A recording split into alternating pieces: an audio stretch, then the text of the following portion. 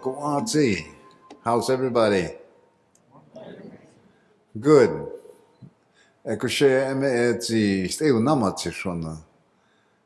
the Acoma language, that means, because that's what we all wish for, to feel positive and to think and act positive, because that is the way in which we all grow well. Thank you very much for coming to hear Manuelito Wheeler. Manny, I call him, so he doesn't mind if you call him Manny. Well, I want to tell you a few things about Mr. Wheeler, who is, by the way, a graduate of ASU back some years ago. He was born and raised in the Navajo Nation, where he is currently director of the Navajo Nation Museum, quite a wonderful institution that is located in Window Rock, where the Navajo Nation capital is. Since taking this position in 2008, he has worked with staff to see the completion of numerous exhibits which are native built from concept, curation, and creation. Along with this, he has had his team, his staff, led his staff in creating innovative projects which influence and continue Diné or Navajo culture. In the pursuit of native language continuation and continual use, along with preservation, the Navajo Nation Museum has partnered with major motion picture studios like Lucasfilm Ltd, Walt Disney Pictures, and Deluxe Studio to dub popular movies into the Navajo language. Making these projects a reality has been a challenging but rewarding experience, not only for many, but for people involved with the film industry. Currently, the museum is completed now, a Navajo language dubbing of Disney's classic animation film, Finding Nemo. Under Mr. Wheeler's direction, the Navajo Nation Museum has also worked with renowned artist Ai Weiwei, partnering him with Navajo artist Bert Benally to create a site-specific installation piece in a remote canyon on the Navajo Nation. I would like to know where it is so I can go see it. Wheeler attended, like I said, ASU and received his degree in art history, BA in art history. He is married to Jennifer Wheeler, who is also here, who finished her PhD a few years, maybe 3 years after I got here, when I first moved from Toronto, where I was a professor at the University of Toronto, and to work at ASU. And she's quite a person in her own right. And they have, Mr. and Mrs. Wheeler have two sons, Waunekanez, who is recently or currently a student at ASU, and also Hataaliinez, and their two sons. These are a few things about Manny Wheeler. And he is, I think, a leading light, especially in the continuation of making sure that the Navajo language,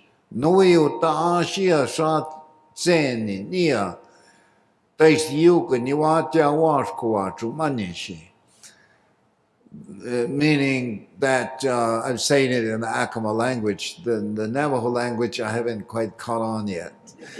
That we shall, so that we can always use our own indigenous language from here on, making sure that it is present and right up front with the other languages across the United States of America and throughout the Americas.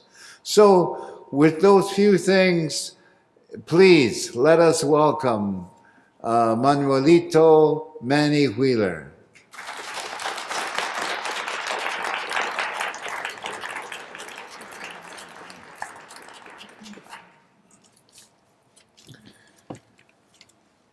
Thank you for those kind words, Simon. Before I begin, I definitely want to say thank you to Simon. When he contacted me probably almost a year ago and asking if I'd be interested, and I was really blown away by that, Simon. I was like, is this the Simon Ortiz that I think I know, is, that I hear about all the time? And to be invited by you, Simon, that's a real honor. So, Simon. I also want to, say thank you to everybody that made this happen. The Labriola and Ortiz lecture series, all of the sponsors that helped get me here today and helped host me at ASU today. That was really cool. And of course, my second home here at the Heard Museum. I see familiar faces. I spent over 10 years learning here, and it has been a formative experience for me.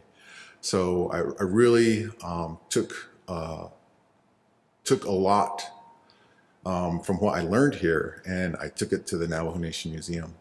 And in some ways, and always, it helped me, even when I thought I was doing what the Heard Museum would do. And I found that that didn't work in my tribal museum. I still learned from that. So I had a great experience here at the Heard Museum.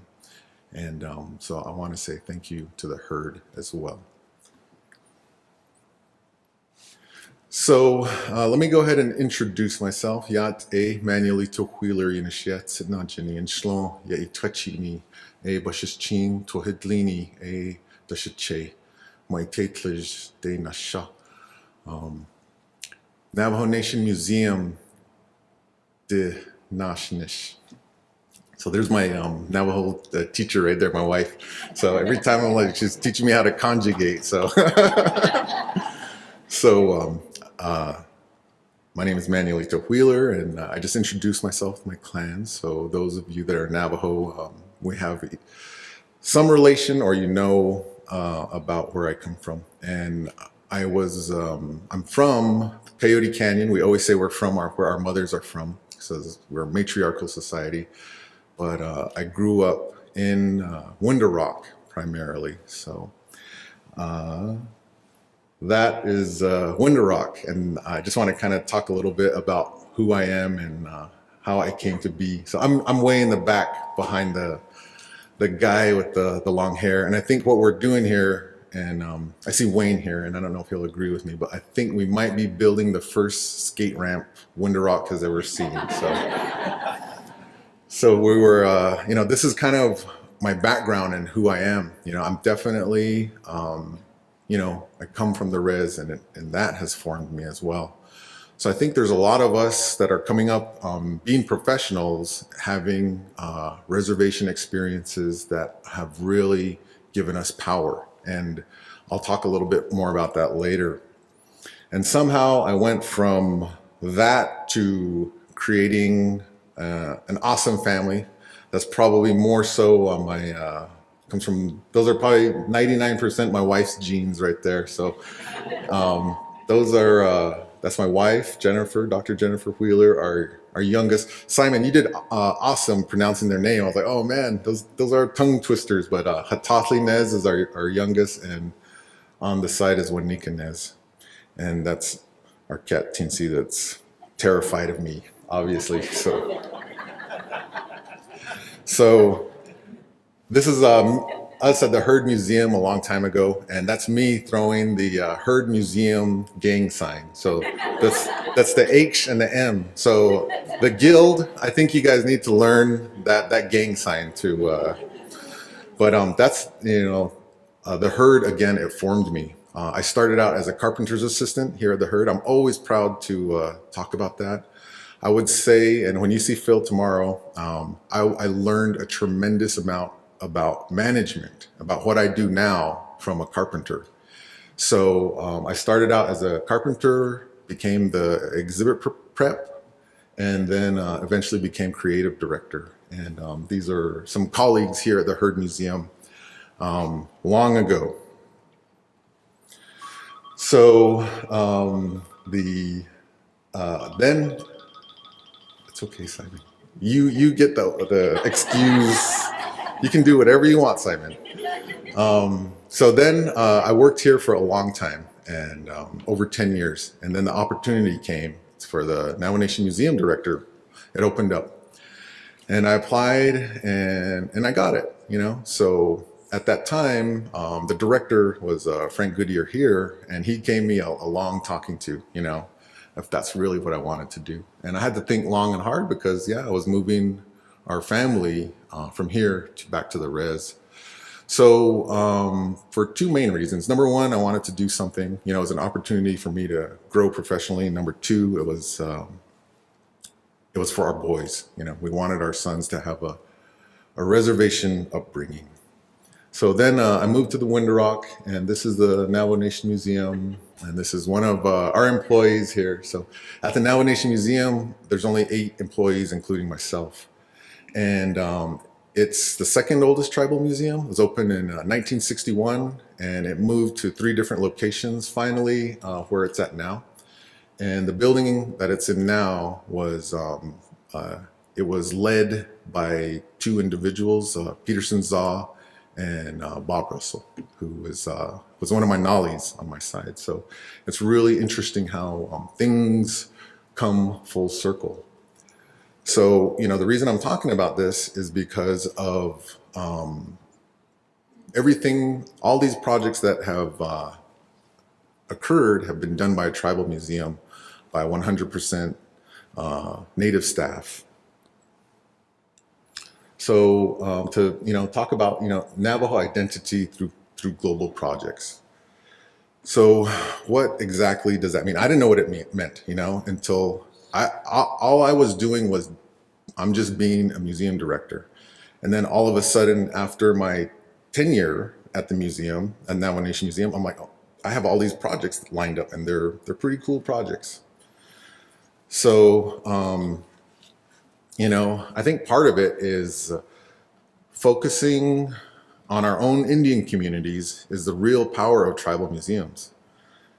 Not necessarily creating a museum for Native people, but creating a museum that perpetuates our strengths, which are determined by us.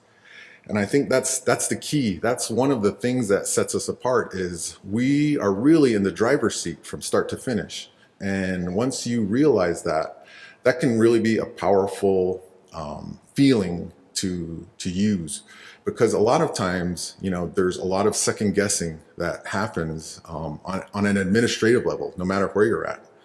To be honest, there's this you second guess yourself administratively. But then when you understand that, wow, I'm in a really powerful position, I have all my people around me, my Native people around me, and so you start to see things as opportunities. And I think that's one of the things that has really helped me out, is understanding when opportunities arise. So I'm going to talk about these 3 projects that the Navajo Nation Museum has done. We did Star Wars. That was our first one that we dubbed in the Navajo language. And then a year after, we did the Ai Weiwei project. And then currently we're finishing up the Finding Nemo in Navajo.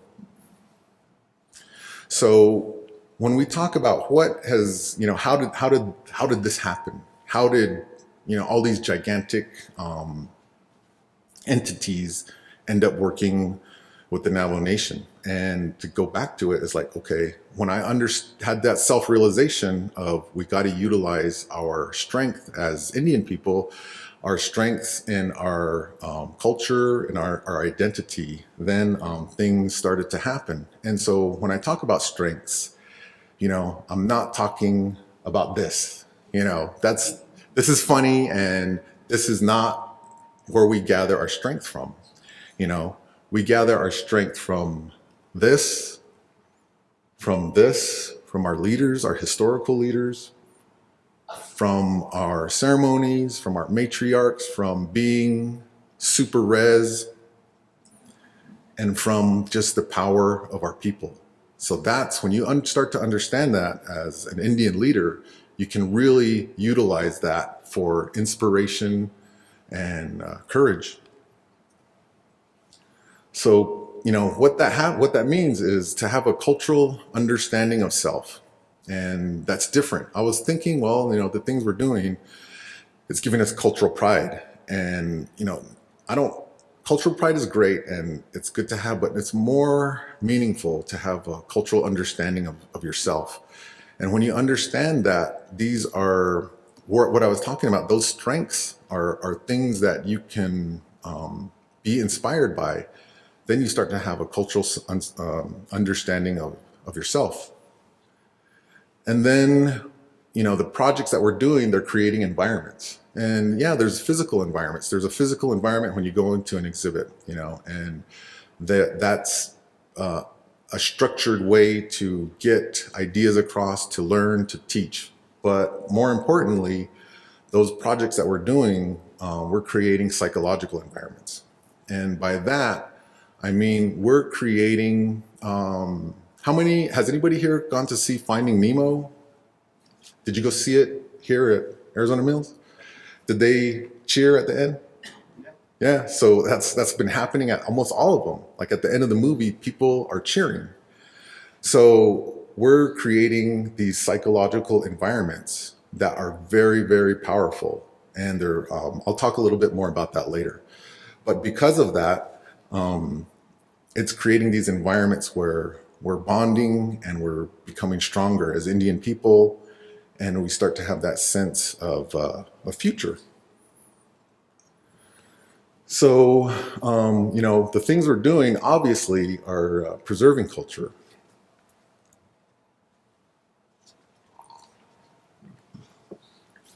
So, all of those projects were preserving culture. And, when you do an exhibit, that's one way to preserve culture. But I think like these projects that we're doing with Ai Weiwei and language preservation, those are, you got like a real big tool to use.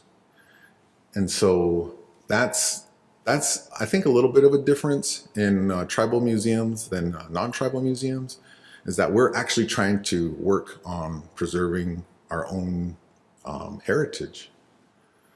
So there's a technical tradition, and by that I mean, let's take for example, weaving baskets. That's a technical tradition.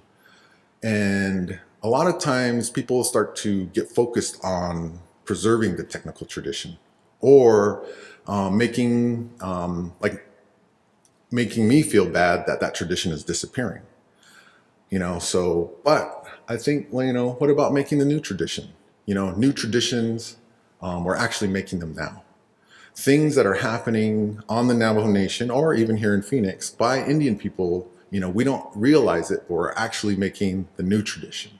And they will evolve into ways that make sure our cultural identity survives. So, let's talk about the first project, Star Wars. Right now, everybody looks back at it and says, yeah, Star Wars, it's an awesome idea. This was great. But in the beginning, it was not an easy sell. To my own tribal leaders, I had the project approved, but it took 2 years till it really gained traction. And so there was risk. If that project failed, we wouldn't even be doing Nemo. So there was a lot riding on it, not just financially, but, we had this big idea about preserving our language. So, that's something that people don't understand. Just because it was Star Wars didn't mean it was an automatic success. So there was a big risk. So when we did Star Wars, it created, and it was weird that movie was called A New Hope. So, then it was like a new hope for language. Language preservation. Every year, I think every year, at least every few years, a language disappears, a native language disappears. There are many tribes out there that have you can count the speakers on one hand, or they might just have one speaker left. So, my wife taught Navajo for over 20 years, maybe 30 years, and she's taught it from elementary to the university level. And because I was in that environment and having that discussion, we would constantly have those types of discussions. That was one of them. It was like, how do we really do something that's going to really engage our people? It's not just youth that we're trying to engage, we're trying to engage everybody, from our fluent speakers to our non-fluent speakers. So how did I get to where I was? So I was contacting Lucasfilm for a long time, for years, and this is when the internet was a baby. So I was kind of looking online, calling all the phone numbers I could, and finally one day I got an email, and I have that email framed in my office, that Lucasfilm came back and said, this sounds like an interesting project. Let's talk more about it. And from there, it really took off. But like I said, even after it was approved for 2 years, it kind of sat on my back burner until we found a way to pay for it. And for a couple of years, I think it was 2 years, maybe 3, I ran the Navajo Nation Fair. So because of that, I knew how the fair operated financially. And so I approached the fair when I wasn't running it and said, I got this really cool idea. It'll bring you a lot of people. You should invest in this. And so Navajo Nation Parks and Rec, they jumped on board and funded that. So the other bigger companies, they were supportive in their rights. And so that's how they contributed. And the recording studios, they donated their studios at a fraction of the cost. So it was the bulk of the financial burden really rested on the Navajo Nation. So then translation, we've never done this before. And obviously, my wife is a very excellent resource in the Navajo language. So we just put out an ad on Facebook, and we didn't tell people what we were doing. We just said, we're looking for translators to work on a movie. And so people applied, and we chose 5 of them. And it was funny because even after we chose them, they came to the museum, and when they sat at the table, then we took out the scripts and we put all the scripts in front of them, and it was the Star Wars script. And so they were just like, they couldn't believe it. So this is how it really was done at the museum. So they came in on a Friday, and they had all the scripts in front of them. They started working, and we just kept feeding them pizzas. So it started from Friday until Sunday night, and that was a total of 36 hours. So the team of 5 translated Star Wars in 36 hours. So translation is tough, and but the adaptation, what is called adaptation, that's just as tough, if not tougher. And adaptation is basically the lip sync. So when somebody's saying, "May the force be with you," you need to translate that in Navajo to where it's Hataaliinez. So it sounds, it matches the lip movement. And that's what makes it so good. And the example I always give of bad adaptation or lip sync are the kung fu movies, so that's bad adaptation, but I still love kung fu movies, and maybe we'll translate a kung fu movie. Enter the Dragon.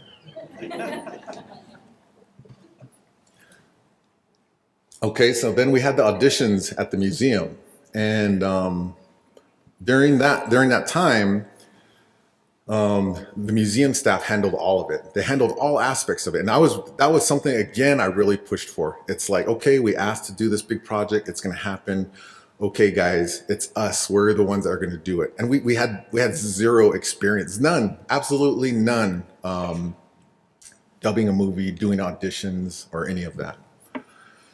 So our team, they like registered people. We had language proficiency tests. Even the big giant screen that was built for the premiere was built by the museum staff.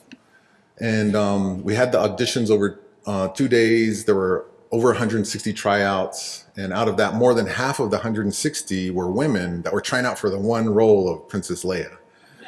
So, I thought that was interesting. And it's like, it made me ask, do our Navajo women, is it more prevalent for women to know Navajo?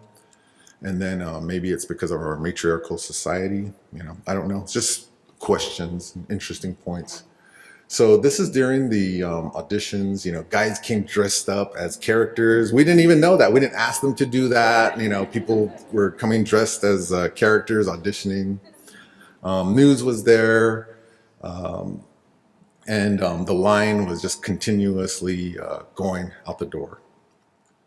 So the audition, after a person comes in for the audition, we give them a basic proficiency test. And I'm not proficient. I'm not fluent, but I can understand Navajo. And my point is I could pass the proficiency test. So all we were doing was just double checking to make sure people had some competency with Navajo language. And then there was literate. We would give them a piece of paper that was all written in Navajo, and we'd have them read it to us and tell us what it meant. So, because when you're doing this, you're given a script, and so you gotta do both things. But majority of people are not literate, and because of that, we had voiceover on the headphones. So when somebody was auditioning, and I'll show a clip of it in a little bit, it was in Navajo, and all they would have to do was they would have to add the acting. So they were hearing the lines in Navajo, but they would have to do the acting on their own. And because of the literacy component, I thought that was cool in terms of like an equalizer, because there are elements of Navajo language where people feel that, well, if you don't speak Navajo, then that makes you less of a Navajo. And that's something that we're dealing with internally, and I think a lot of other tribes deal with too. But then that same feeling, okay, well, here's Navajo that's written, and 9 out of 10 people, they can't read it, even though they're fluent. So that kind of really leveled the playing field for everybody. So then we recorded in most of it. Well, actually for Star Wars, we recorded almost all of it in Gallup by a native-owned recording studio. And we sent all of the auditions to the directors in Burbank, and then they chose people they thought were good for the roles. And then they sent their technicians out, and basically they rented out the studio that was in Gallup. But we were right there with them, and then we learned a lot. Because of that experience, we learned how to do what we're doing with Finding Nemo. So after it was all done, Deluxe is one of the studios that we worked with, but they did all the editing and did the engineering. So after that's all done, then it went to Lucasfilm. And then after Lucasfilm said, yeah, this is good, then we had a little bit of a premiere in Burbank, and Disney Studios hosted our premiere in Burbank. So then we did the public premiere, and at the public premiere, it was giant. There was, I mean, thousands of people there. I find it interesting that on America's birthday, we were doing something, almost on America's birthday, we were doing something that like, wow, we're still here too, you know. And then again, the staff, the museum staff, we handled all of that. So we're talking to people about projectors, and they're coming in from LA, and we have no idea, you know. We showed this in a rodeo grounds. And so, I mean, that's like, all of it was so Navajo, you know. So, okay, I have an interesting thing about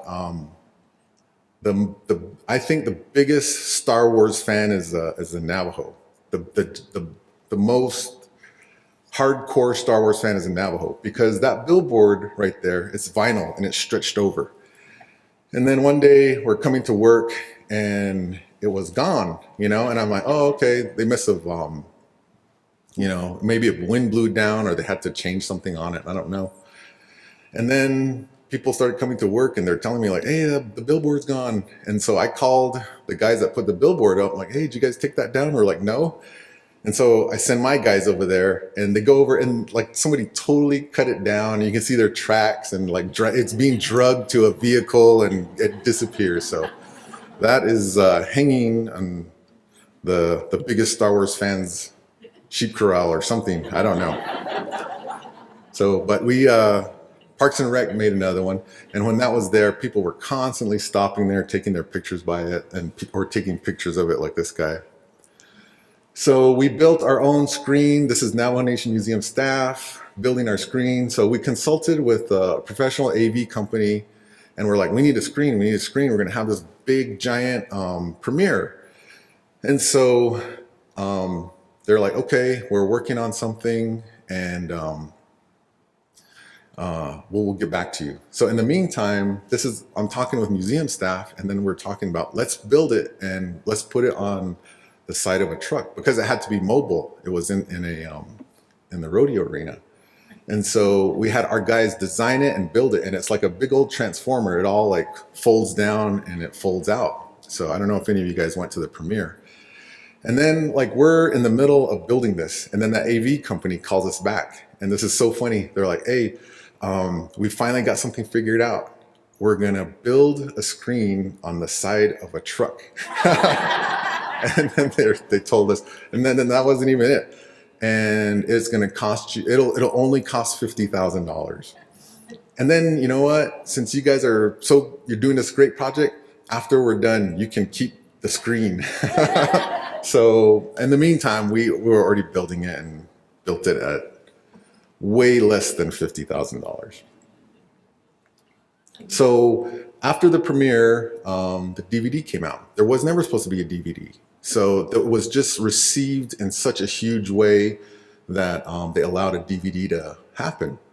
So we had to talk with Lucasfilm and Fox, and they agreed, okay, okay, Navajo Nation, this is a great project, and we like it. And it's, you know, you guys are doing good things, so we'll go ahead and let the DVD happen. And how money do you need? And so we talk amongst the staff, and we're like, let's do 2,000. You know, that's a lot. We're gonna do 2,000, we should be okay. And so we do 2,000, and then they sell out in 2.5 days. I get to work that morning, and this line is here of people like waiting to buy the DVDs. So then we pitch the idea to Walmart, and they like it, and they start selling out of the DVDs at Walmart. And to this day, they're still selling the Star Wars DVD at Gallup and Flagstaff. And you can get it on Walmart.com. So it's still doing well for them. And so they had this big old display that they built, and it was really cool when they started selling. I would go to Walmart just to watch the people. Like there would always be like a crowd of people around the TVs watching it and laughing and just really getting into it. So the bottom picture is like it's all full, and then the top is like it would just fly off the shelves. And then you can't see it on this picture, but even Walmart made their little sign here, their handwritten sign. It's all written in Navajo. So even they were like, okay, we're gonna do this, and they got into it too.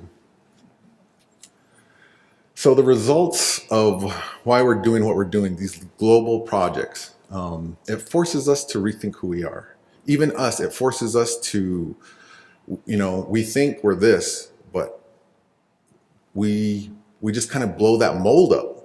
And when you blow the mold up, it's a terrifying thing for you culturally, because you need to assemble yourself. And what you're going to reassemble yourself into as a culture, you don't know. And that's part of what I'm talking about in terms of us. We're making the new tradition right now. So the people there on top are the translators. They translated the movie. Except for the guy in the middle, he played the Grand Moff Tarkin. So I don't know if you guys are Star Wars people, you'll know who Grand Moff Tarkin is. And the three ladies in the front are just elders that came to watch the movie. And one of my favorite experiences from Star Wars was I was pulled aside by a lady, and she pulls me aside and she just wanted to tell me, and she's standing there with her uncle and her aunt and their elders, the Navajo elders, and we just want to say that that was the best movie we've ever seen. So it forces the world to rethink who we are. This is in a paper in France, and they're like, what the heck are Navajos doing, putting Star Wars in their language? It really went worldwide. And so even for that, we're exploding the mold for the world. And when you do that, that really puts no limitations on us on a global level. And that's a very powerful concept that something that we just did. It's effective worldwide. So the results are, as a museum, a tribally owned museum, we had a real impact on our future. We really did.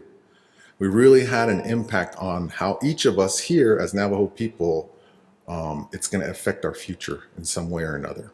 I think it's going to help perpetuate our future. I think it's going to help perpetuate our language. It puts our language up front and center, not just for us as Navajos. It puts it up front and center for Native people. It puts it up front and center for the world. And as much as I deny it, I'm not looking for validation from pop culture. I'm not looking for validation from America. But it does have an incredible feeling when we do these things like Nemo, and it's consistently full or selling out. And it's just like, wow, we have just become a contender to be a worldwide culture. So I'm going to show this video, and this is a cool video about how Star Wars was made.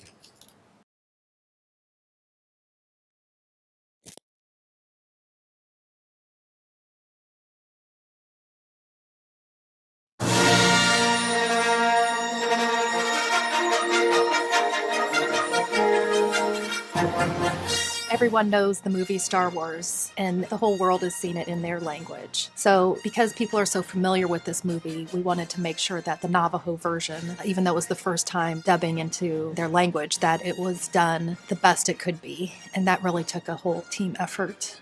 You can't go wrong with Star Wars. I mean, that's just the bottom line. And what we've accomplished here has the ability to change history for Navajo people and for Native people. I am honored and privileged to be part of it. I don't care if it's a small little part, a few seconds, few minutes. I am honored to be part of this because this is history to making. This is going to go international, believe me. You know how children and even teenagers and college students, they like a certain movie and they'll always repeat certain lines. May the Force be with you. Classic. Now they'll be able to tease one another and say things in Navajo that they may not have never had the experience for.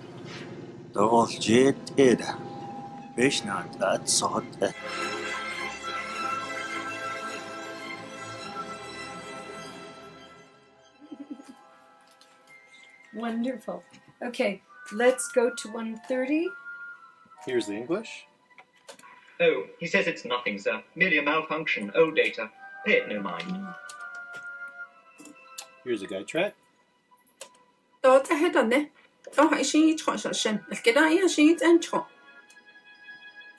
this is definitely a dream come true. I didn't think I would make the audition. I was encouraged to try out just by my fellow coworkers and my speaking capabilities in Navajo. And having been here doing the recording and getting everything together with you guys, you know, I still feel like I have to pinch myself. And I'm like, wow, is this really true? But you know, it's really fun to do C-3PO. He's one of the characters in the Star Wars movie that I've always admired because he's not quite human, obviously, but he still has some human emotions. My kids, you know, who are 8 and 15, are already very excited. Then we have elders in the community who are excited. So you have a big age gap, different generations, who are looking forward to seeing this film together. So when we show this film in Windarong, it will bring everybody of all ages really a common interest and probably immediate Star Wars fans. I think it's one of those films that not only is it a classic and that it's cross-generational, I think the message behind the movies is really what's important. The whole concept of Star Wars, the power of the Force and the dark side of the Force, is basically Hataaliinez, which is Navajo way of life. Hataaliinez is the educational philosophy of life and prevention of ill health, spiritually, physically, emotionally, and cognitively. And the dark side of the Force and the power of the Force are always battling. And as you start teaching about that with this visual art called Star Wars, maybe some of our children will be able to generalize that into the search for old age and beauty. Incredibly. You do the performance, and if the sync is off, then we're sitting here trying to make it sync up so that you'll look even better. Okay? Yes. I think it's great, you know, because for one thing, you know, it's really, really hard to translate because there's some words in there that you can't really translate. And to make it short like that, like these guys did, it's amazing. Marvin, Delia. Okay, let's just use Bikisel. A lot of the terms that are used in the movie, they've been invented. Some things didn't have concepts for them, like the Force, which I think is a great term. It's ahoniye. It's kind of like awe-inspiring, fear-causing. And I was telling the translators, my favorite one was which basically describes like planet fragments falling like rain. And it's very visual. Navajo is a very visual language, and they use that. And in some instances, long Navajo names can get really long, and they've done a great way of making them shorter, like Be'eshtin for lightsaber. And just seeing how different translators came together to translate this movie, it was great to see the advancement of the language through a movie like this, and seeing that if we continue to use it, won't die, and Navajo can be fluent enough to incorporate new concepts and to come up with new words for things. I feel very proud that it's happened and that it's done. I think that we've opened the door to something bigger than we ever imagined. We get screen requests for it all the time. Different libraries, different cultural foundations, different countries always ask about it. It's an amazing thing that all these other countries who have no affiliation with Navajo speakers at all want to hear it. In Canada, in Cuba, in New Zealand, they're all interested in the fact that this major motion picture got dubbed in a native language. It's a fascinating thing that this little project that we thought we were doing turned into such a big thing. Watching people's faces as they listen to a dubbed Navajo movie like Star Wars for the very first time and laugh and clap, it made everything so worth it. And it was probably one of the best moments in my career. I've always been a fan of Star Wars, and since this opportunity came up to be one of the actors, I just jumped at it. I didn't really care if I got a role or not. I just wanted to be able to have the opportunity to experience being a part of Star Wars, even if it was just getting the edition. When that occurred, I went all out, wore my Jedi outfit that I keep in the closet for like Comic-Con, you know? So I came in that and auditioned for the role and got it. And I just wanted to do a good job because this is the first movie that's dubbed entirely in Navajo. So I just wanted to make sure that it got the work that it was due, especially since the translation was phenomenal. I just wanted to, you know, represent it well. What a classic way to help, you know, bridge some of those gaps and make it fascinating, make it enjoyable. Language is enjoyable. We can't wait until we have an opportunity to show this in the classroom. It's just going to make a big, big, big difference. Once this project is complete, ready for delivery, there's an audience awaiting. People out there are going to be like, wow, look what we're leading. All the staff here, every one of you, everybody that's behind the scenes, thank you very much. Whoever thought of this, you are touched by your creator. Because we're going to lead Native country and Indian country. We're the first to do this as Navajo people. And I'm glad to be part of it. I don't know why I did this, but I'm holding myself, hugging myself. This was definitely not a one-person effort. From Hollywood to the Navajo Nation, this project was a result of many people trying to help preserve our language and, in essence, save a culture. I'll remember your language. Use it. One day your language will feed you.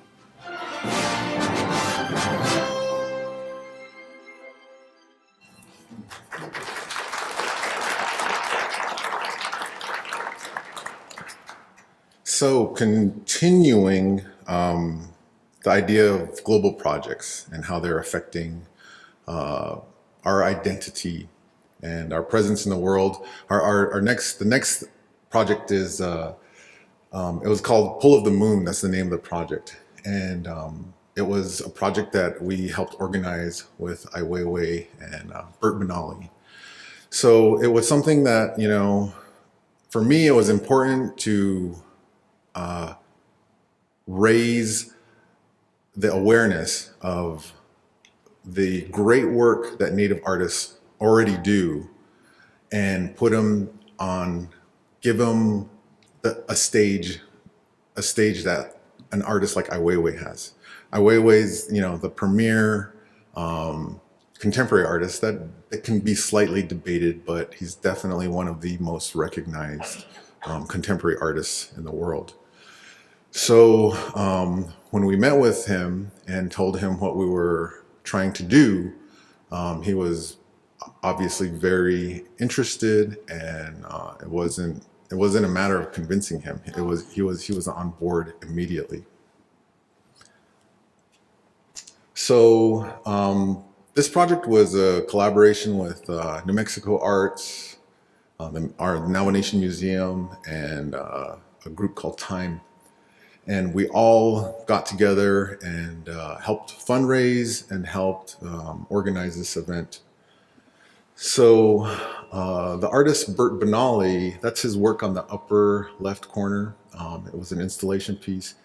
And then the artwork on the right is Ai Weiwei's piece. And originally it was supposed to be a collaboration, but you know, it just kind of evolved into being two pieces right next to each other. And Ai Weiwei's camp, they would send us, the museum, their ideas and ask about our capabilities. And there was never, ever a time when I said we couldn't do that.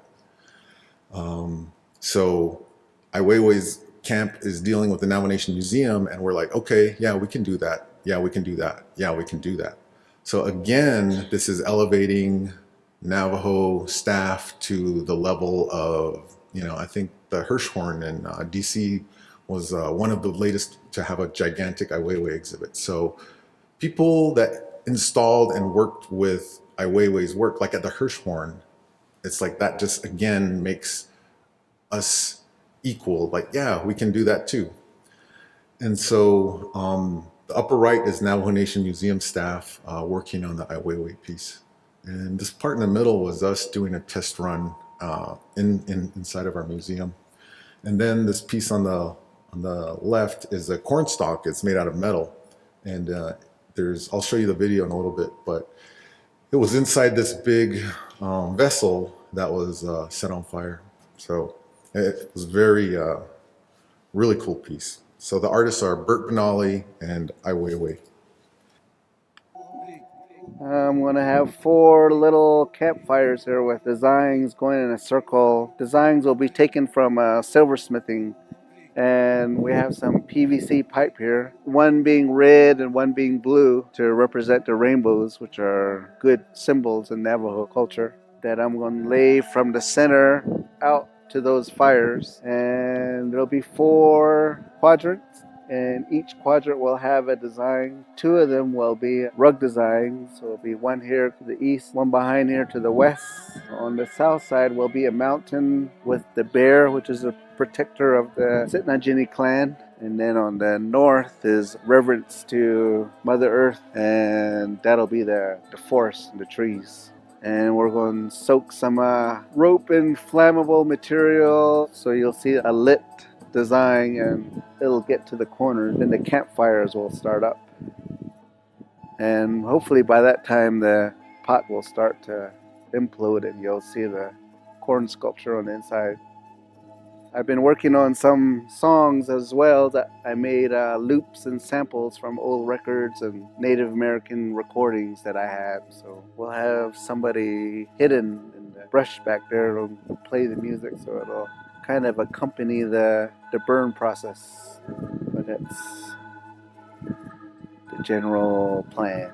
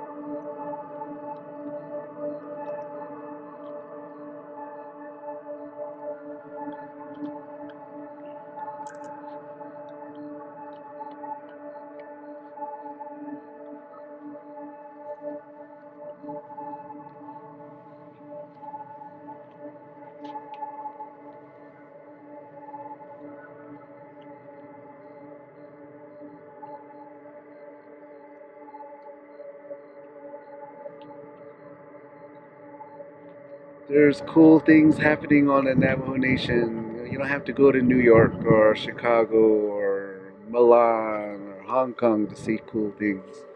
We have Ai Weiwei here he's doing a project here on Navajo Nation. So, it's time for them to notice and realize that things are happening and can happen and hopefully will continue to happen.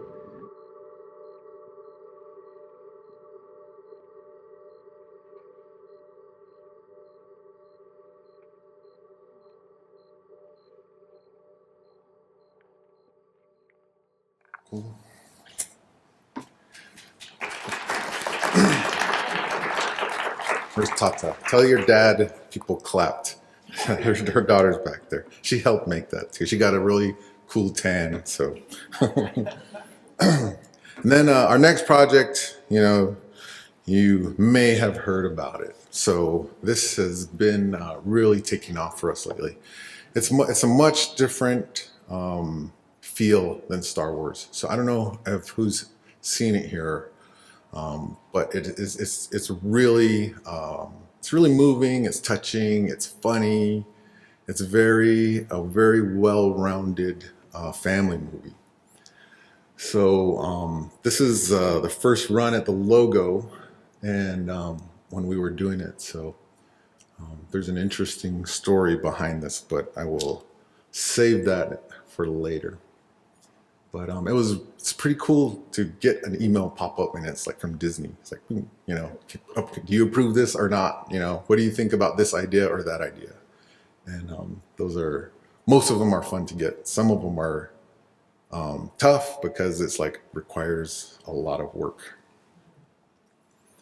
So when we talked about the translators, so for Star Wars, we had 5 translators. For Finding Nemo, we had 2. So these are the translators, Joe Key and Jennifer Wheeler, my wife, Dr. Jackson Wheeler. So what's interesting about all of this is that, so for Star Wars, it took 36 hours. And then I used my old trick of pizza. Man, pizza and translators, they go together awesome. So if you're ever going to translate anything, get some pizzas. So they translated Finding Nemo in 36 hours as well, just the 2 of them. But Finding Nemo had twice as much dialogue as Star Wars. When you watch Star Wars, next time you watch it, it's really like a lot of action, but with Finding Nemo, it's like constant talking. So those 2 are the heroes of Finding Nemo. The other translators are heroes of Star Wars, and that's a paradigm shift that I want to change because of the way movies are translated.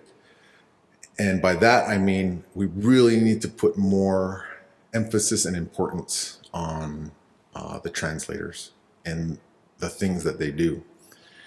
And by that, I mean, for Star Wars, for a movie in Spanish, let's use Spanish for example. Spanish is a lot of people speak Spanish, a lot of people are literate in Spanish.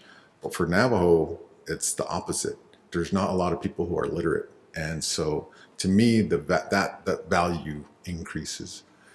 And also, we want to create a new industry. This has the potential to be a new industry. So we need to make sure it gets set up properly.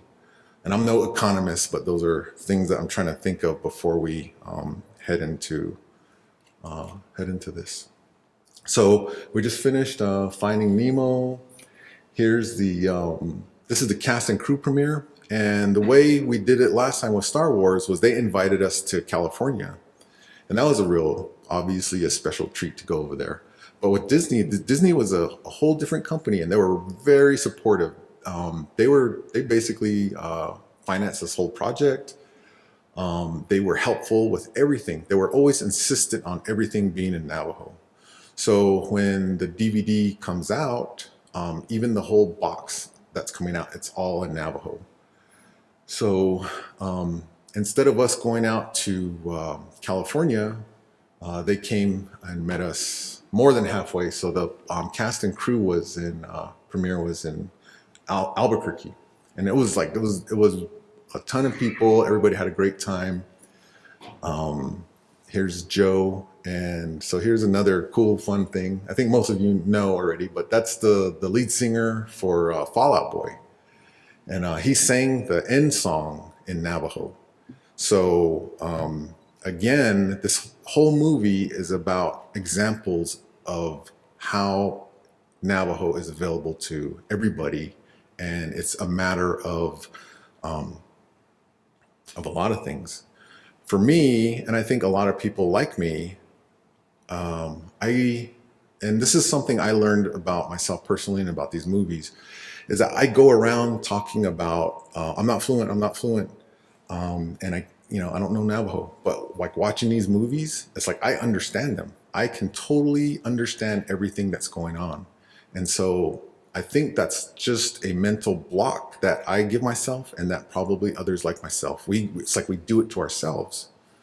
And so when you're watching these movies and you're like, I do understand Navajo. And now I really catch myself concentrating on conversations, listening to the radio, and just like focusing. And it's really, that's the extra step that I'm taking, is I'm trying to, say it's okay for myself to know Navajo. So then after our cast and crew premiere, we had the public screenings. And so there was Disney, again, facilitated all of that. They would just ask our recommendations, and these were the recommendations. Today was the last showing, and I was going to put it on this, I forgot. But even in Gallup, the last showings were sold out. So here's some of the cast, and that was really cool to see little kids, talking Navajo. And another interesting thing was that even though the little kids weren't super fluent, they were more literate than the adults. So they were able to have the script and read it and kind of get an idea and then put some acting behind it. So Quentin, who's in the middle, he's really fluent, and he really came through for us. Way in the back, the third guy from the right, that's President Russell Begay. So he was in the movie. We had our vice president in the movie. June from James and Ernie's in the movie, and he's not fluent. Man, James really worked hard. He really worked hard. He worked so hard. He was like sweating, man. He was like in the booth, like, I'm gonna get this, and blah, blah, blah, blah, blah.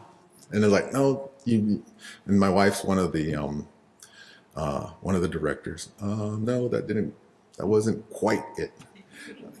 Okay, let me do it again. I mean, it was like sweat was just coming down his face. I just remember that he worked so hard, but he pulled it off.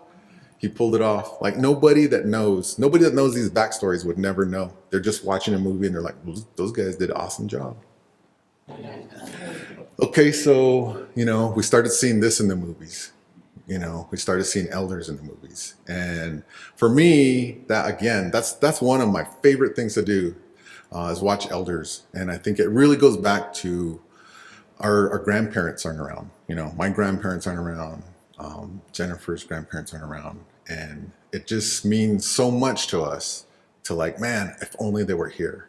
If only they were here and watched what we just did, they would be blown away.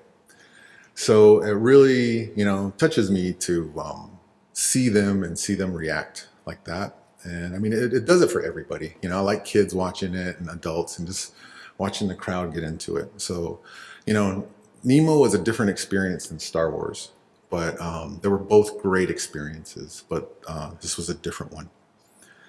So finally, I want to end with why we're doing what we're doing. And Sihasin, that means hope in Navajo. This is one of the earliest auditions that we had, and he got the role, FYI.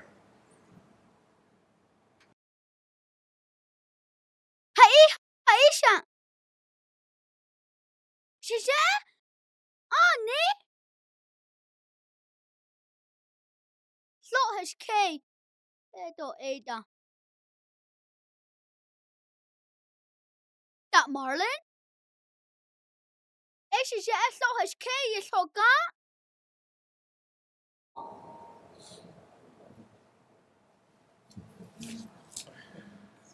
And that's it. Thank you.